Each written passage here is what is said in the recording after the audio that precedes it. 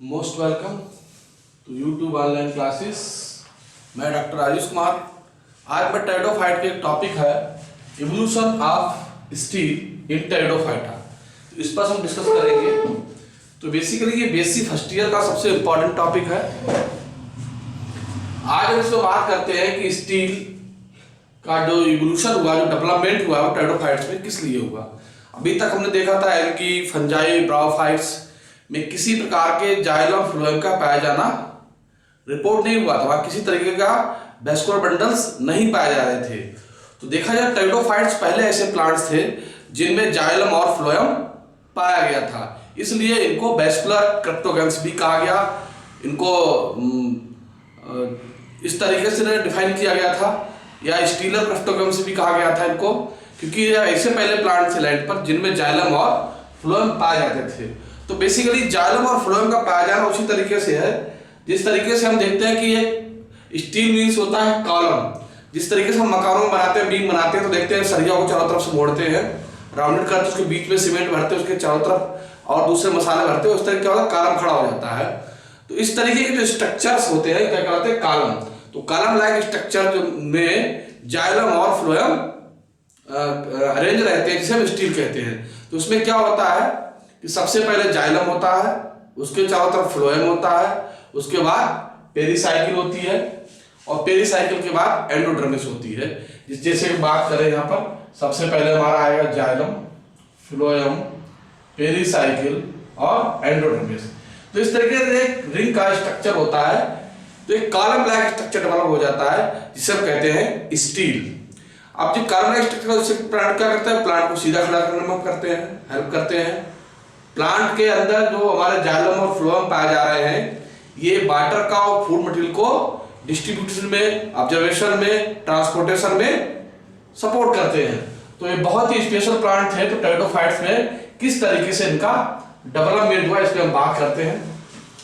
तो basically pteridophytes में दो प्रकार की स्टील पाई जाती है, प्रोटो स्टील और साइफोनो स्टील। अगर हम प्रोटो स्टील की बात करें तो प्रोटो स्टील क्या होता है, इसमें देखा जाए तो बीच में क्या होता है, इसमें बीच में हमारा जाइलम होता है, उसके चारों ओर फ्लोएम होगा, उसके चारों तरफ पेरिसाइकिल रिंग पाई जाएगी, और इसके चारों तरफ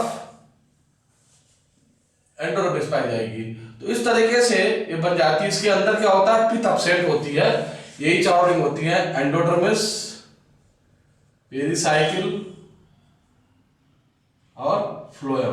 तो जाइलम के चारों ओर फ्लोएम जो है एक यूनिक कंडीशन में पाया जाता है, और इस तरीके से चीजें अरेंज रहती है, जिसे हम प्रोटो स्टील कहते हैं। तो प्रोटो स्टील बेसिकली क्या होता है, सेलेजिनेला है, लाइकोपोडियम है,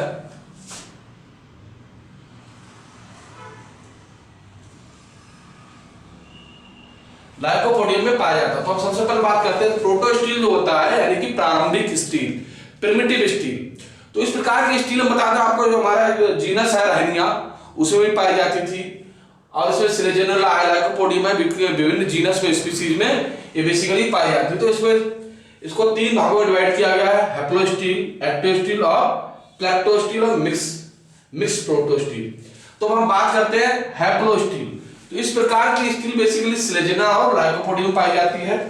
इस स्टील में हम देखते हैं कि इसमें क्या हो रहा है कि बीच में जाइलम का सॉलिड कोर पाई जा रही, बंडल पाया जा रहा है, और उसके चारों तरफ फ्लोएम का बंडल है, उसके चारों तरफ पेरिसाइकिल और फिर एंडोडर्मिस की सर्किल पाई जा रही है। तो इस प्रकार की स्टील जो होती है वो हैप्लो स्टील कहलाती है, यानी कि बीच में सेंटर कोर जो जाइलम होगी, इसके चारों फ्लोएम, पेरिसाइकिल और एंडोडर्मिस की कोर से मिलकर बनता है सिलेंडर लाइक स्ट्रक्चर, जिसे हम हैप्लो स्टील कहते हैं। दूसरा हमारा एक्टिनो स्टील। तो इस प्रकार की स्टील में हमें स्ट्रक्चर में दिख रहा है कि जो हमारा फ्लोएम होता है वो ऐसा धसा हुआ दिखाई देता है, ये वाला हमारा फ्लोएम है, एम्बिट दिखाई देता है, और जो हमारा जाइलम होता है वो स्टार सेट हो जाता है, और उसमें आर्क्स बन जाती हैं, और उनके बीच बीच में ये हमारा फ्लोएम रीजन में धसा हुआ एम्बिट दिखाई देता है इस तरीके से।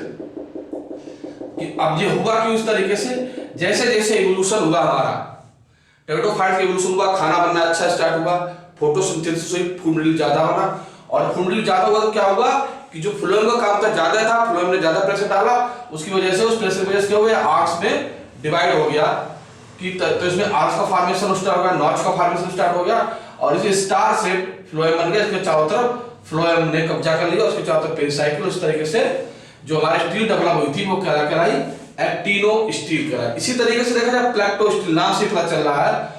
तो जो हमारा प्लेक्टो स्टील है बेसिकली लाइकोपोडियम क्लेवेटम और लाइकोपोडियम सेरेनम में पाई जाती है। अब ये देखा जाए तो प्रोटो स्टील बेसिकली देखा जाए तो लाइकोपोडियम का इंपॉर्टेंट हिस्सा है। लाइकोपोडियम की कई अलग अलग स्पीसीज होती है जिनको देखा जाए तो स्टील के बेस पर इनको जो स्पीसीज में डिफाइन किया गया है। तो यहाँ पर देखते हैं जो हमारा जाइलम होता है वो इतना प्रेशर जाइलम फ्लोएम का आता है कि जाइलम प्लेट लाइक स्ट्रक्चर में टूट जाता है और जाइलम जो है वो फ्लोएम में धसा हुआ दिखाई देता है, जबकि वास्तविकता ये है कि फ्लोएम जो है जाइलम के अंदर धसा है और वो जो हमारा जाइलम है वो प्लेट लाइक स्ट्रक्चर में डिवाइड हो जाता है, बढ़ जाता है। तो इस प्रकार की स्टील को हम प्लेक्टो स्टील कहते हैं। प्लेक्टो मतलब प्लेट लाइक स्टील। फिर आती है मिक्स प्रोटो स्टील। तो जाइलम जो और काम करता है और प्रेशर पड़ता है तो जाइलम हमारा जो है वो और छोटे छोटे भागों में टूट जाता है और उसमें एम्बेडेड दिखाई देता है फ्लोएम में जगह जगह। तो इस प्रकार की स्टील को हम मिक्स प्रोटो स्टील कहते हैं। अब दूसरा हमारा आता है साइफोनो स्टील। तो साइफोनो स्टील अगर बेसिकली देखा जाए तो इस स्टील में क्या होता है कि प्रोटो स्टील की तरह इसमें भी जाइलम और फ्लोएम, पेरिसाइकिल और एंडोडर्मिस पाई जाती है। बस इसमें क्या होता है कि पिथ स्टार्ट हो जाती है, वरना पिथ का फॉर्मेशन हो जाता है। तो वो स्टील कहलाती है हमारी साइफोनो स्टील। तो साइफोनो स्टील जो है वो एडवांस टेरिडोफाइट्स के जो जीनस है उनको रिप्रेजेंट करने का काम करती है। इस स्टील में देखा जाए कि जो स्टार्टिंग की जब बात थी कि जाइलम और फ्लोएम की जो रिंग पाई जा रही थी, इसमें जाइलम और फ्लोएम जगह होलो स्ट्रक्चर साथ बिहेव करते हैं, इसके बीच में पिच पाई जा रही है, उसके चारों तरफ जाइलम, उसके चारों तरफ फ्लोएम पाया जाता है। इस कारण साइफोनो स्टील। तो साइफोनो स्टील को निम्न स्टील में डिवाइड किया गया है एक्टोफोलिक साइफोनो स्टील। तो इस प्रकार की देखा जाए स्टील क्या होता है ऑस्मुंडा में पाई जाती है और साइजिया में पाई जाती है। इसमें क्या होता है कि बीच में पिथ होती है, इसके चारों तरफ जाइलम रिंग होती है, उसके चारों तरफ फ्लोएम रिंग होती है, पेरिसाइकिल और एंडोडर्मिस होती है। इस प्रकार की स्टील में लीफ गैप नहीं पाया जाता है। एक आती है एक्टोफिलिक साइफोनो स्टील। दूसरी है एम्फीफोलिक साइफोनो स्टील। नाम से पता चला एम्फीफोलिक फ्लोएम यानी कि ऐसी स्टील जिसमें टू साइड्स में फ्लोएम पाए जाते हो। तो उसमें क्या होता है कि बीच में हमारा पिथ होता है, उसके बाद फ्लोएम होगा, उसके बाद फ्लोएम होगा और बीच में क्या होगा जाइलम की रिंग पाई जाती है। तो इस तरीके की अगर स्टील पाई जाती है तो हम कहते हैं एम्फीफोलिक साइफोनो स्टील। तो बेसिकली साइजिनेला, पॉलीपोडियम और मार्सिलिया में पाई जाती है। उसके बाद हमारी होती है सोलोनो स्टील। तो ये स्टील थोड़ा इवोल्यूटिव जो एडवांस स्टील है दोनों से। इस प्रकार की स्टील में क्या होता है कि बीच में पिथ पाई जा रही है, दोनों तरफ फ्लोएम भी पाया जा रहा है। अब इसमें क्या होता है सिंगल लीफ गैप स्टार्ट हो जाता बनना। तो ये स्टील से सिंगल लीफ गैप पाया जाता है। ब्रांचिंग प्लांट में ब्रांचिंग को शो करता है। तो ये इस प्रकार की जो सोलोनो स्टील है एनीमिया, एडेंटम, पेडेटम और डेविलिया में पाई जाती है बेसिकली। तो इस सोलोनो स्टील को जो देखा जाए तो क्या है एम्फीफोलिक के ही टाइप है। अब उसके बाद आता है डिक्टियो स्टील। तो डिक्टियो स्टील में क्या होता है बहुत ज्यादा डिवीजन हो जाता है प्रेशर के कारण। तो इसमें जो हमारे वेस्कुलर जाइलम और फ्लोएम के छोटे छोटे पैचेस बन जाते हैं, इन्हें हम कहते हैं वेस्कुलर बंडल्स के पैचेस बन जाते हैं और इस प्रकार की स्टील को कहते हैं डिक्टियो स्टील। तो ये स्टील बेसिकली पॉलीपोडियम, फिलेटम, ओफियोग्लासम, ड्राफ्टेल से पाई जाती है। उसके बाद हमारा आता है यू स्टील। तो जाइलम फ्लोएम के रिंग इस तरीके के स्टार्ट बीच में लीफ गैप बनना स्टार्ट हो जाता है, बहुत सारे लीफ गैप बन जाते हैं और जाइलम फ्लोएम एक वेस्कुलर बंडल से पैचेस के रूप में पाए जाते हैं। तो इस प्रकार की स्टील कहते हैं यू स्टील, जो सोलेनम और कुकुरबिटेसी फैमिली के मेंबर्स में पाई जाती है। इस प्रकार की स्टील जो है वो टेरिडोफाइट्स में बहुत रेयरली मिलती है। अब हम बात करते हैं एटो स्टील की। इस प्रकार की स्टील में क्या होता है कि इसमें बहुत सारे जो हमारे जाइलम और फ्लोएम होते हैं वो कई सारे छोटे छोटे पैकेज में टूट जाते हैं इस तरीके के, और जो पूरे उसमें रीजन में धसे रहते हैं इस तरीके की स्टील्स। तो एक आती है एटाक्टो स्टील। तो ये जिया बेज वगैरह में पाई जाती है। इस प्रकार में पॉली स्टील में भी यही होता है।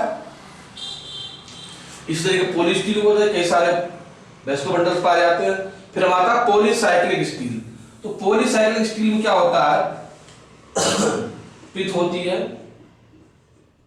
पिथ के क्या होता है, एक एंडोडर्मिस बनेगा, फिर फ्लोएम रीजन आएगा, फिर